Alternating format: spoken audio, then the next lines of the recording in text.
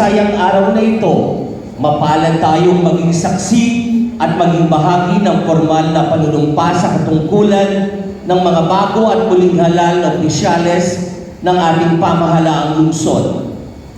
Ang araw na ito ay isang selebrasyon at isang tagumpay. Atin ang simulan.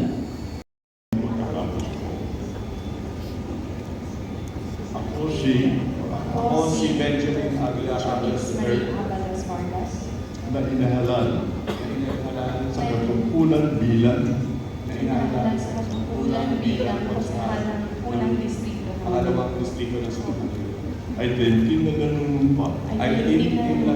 Natutuparin ko ng buhusya at katapatan sa abot ng aking kakayahan. Ang mga tungkulin ng aking kasalukuyang katungkulan at ang mga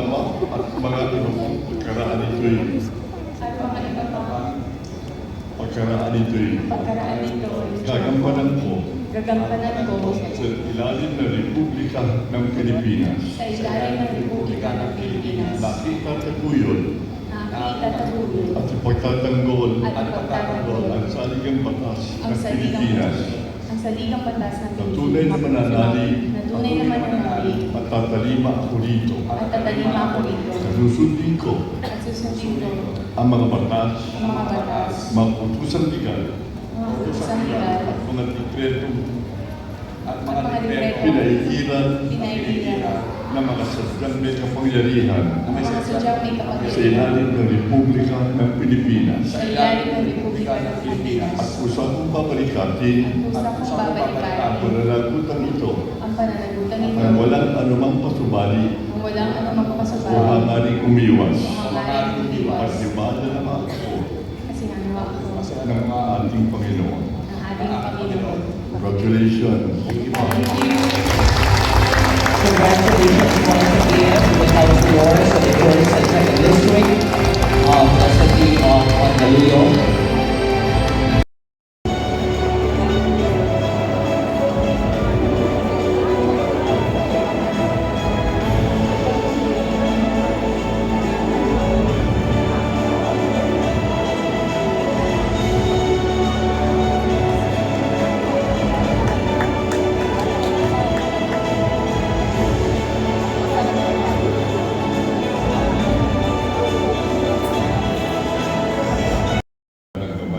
Isang panunumpa sa iyong katungkulan bilang halal na vice-alcalde ng Siyudad ng Mandaluyong. Alright, repeat after me, please. Ako si Antonio del Santos Suba na inihalal sa katungkulan bilang ang pangalawang punong lungsod ng Mandaluyong. Ay taimtim na nanunumpa. Natutuparin ko ng buhusay at katapatan sa abot ng aking kakayahan ang mga tungkulin ng aking kasalukuyang katungkulan at ng mga iba pang pagkaraan ito'y gagampanan ko sa ilalim ng Republika ng Pilipinas. Na tunay na mananalig at tatalima ako rito. Nasusundin ko ang mga batas, mga kautusang legal, at mga dekretong pinaiiran ng mga sadyang may kapangyarihan sa ilalim ng Republika ng Pilipinas.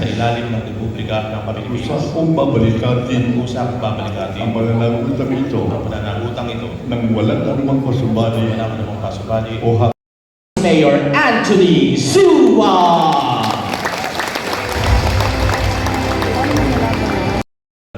Na pagiging vice-alcalde ng lungsod. Hindi biro ang posisyong ito, kasama ng titulo ang mabigat na tungkulin ang maging katuwang ng ating punong lungsod sa pamumuno. Maging tinig ng mamayan sa sangguniang Panginoon. Nagsimula ang lahat sa isang pangarap.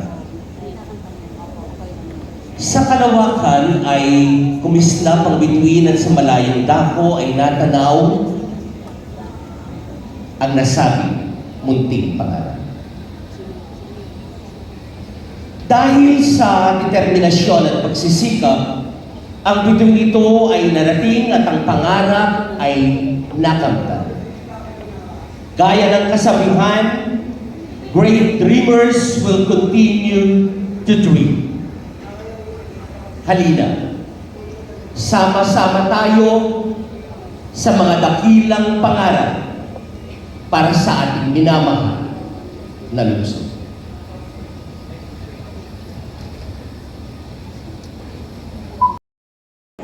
Ng ating kinatuan sa mababang kapulungan ng Republika ng Pilipinas, kagalang-galang Congresswoman Alexandria Pahati Gonzales. Inanyayahan din natin dito sa entablado ang ating ginangalang Congressman Natalie Boyer Gonzales at ang kanilang pamilya. Ang magiging inducting officer ni Congresswoman Winnie Gonzales ay ang kagalang-galang Justice Rodil Baquilar Salamet.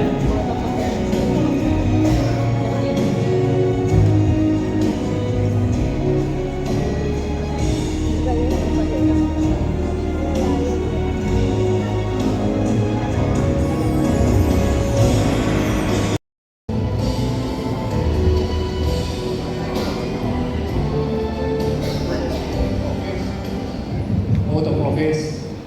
Please raise your right hand and repeat after me. I, State your name. Alexandria P. Gonzales Of of 7788 Harvard Street, Wakwak Village, Mandaluyong City, having been elected to the position of representative.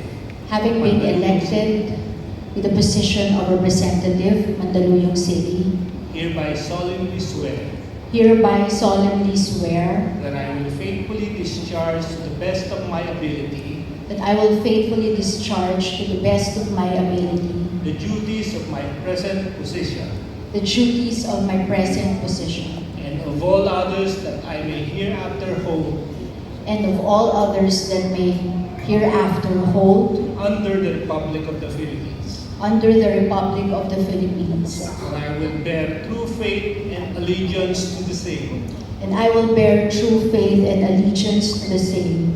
And I will obey the laws, And I will obey the laws, legal orders, legal orders, and decrees promulgated by the duly constituted authorities and the decrees promulgated by the duly constituted authorities of the Republic of the Philippines. of the Republic of the Philippines. And that I And that I impose this obligation upon myself voluntarily, impose this obligation upon myself voluntarily, without mental reservation or purpose of evasion. without mental reservation Or purpose or purpose of evasion. Pur- Purpose of evasion. of evasion. So help me God. So help me God. Thank you very much. Mga kaibigan, muli isang malakas na palakpakan sa ating Congresswoman Winnie Gonzales!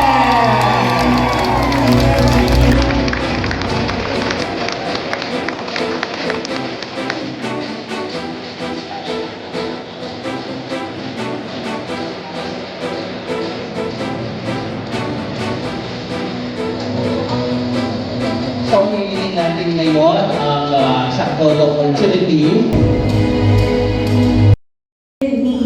Is not a trophy to raise, but a responsibility to uphold. Ang pagkakahalal sa akin ay hindi ko itinuturing na isang gantimpala, na para bang ako'y sumali lamang sa isang contest na may premyo sa dulo.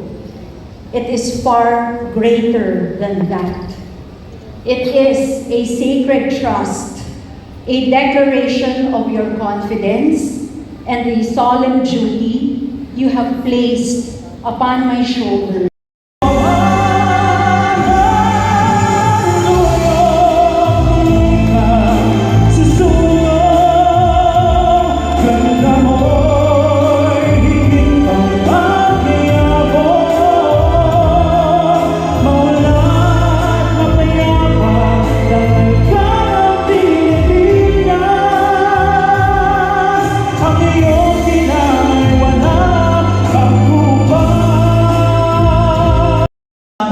Aguilar Amalon.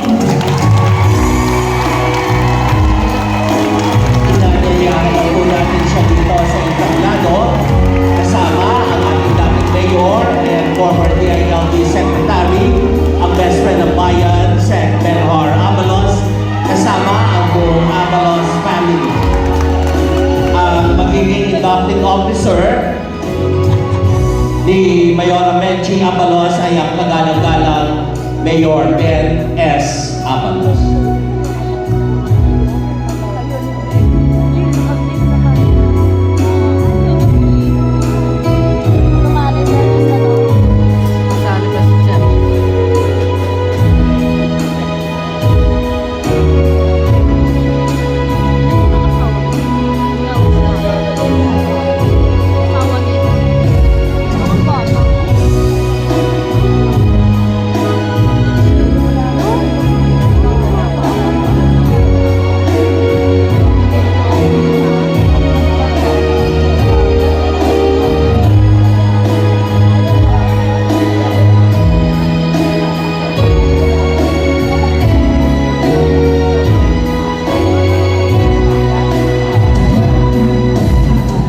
Sa ating kapitbahay.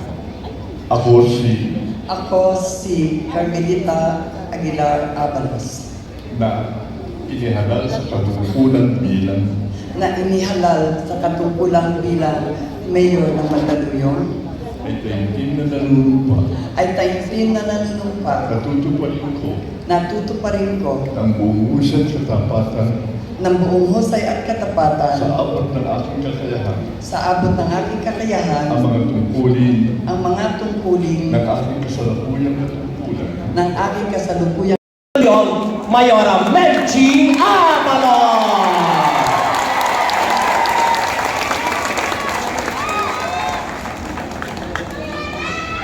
I love you too.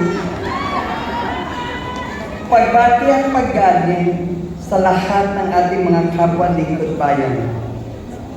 Sa ating nagbabalik na Congresswoman Queenie Gonzales, kasama ang ating Congressman Royal Gonzales at ang kanyang pamilya.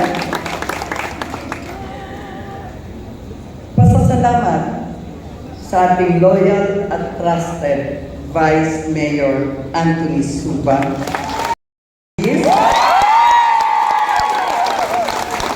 To the Honorable Justice Rudils Palameda,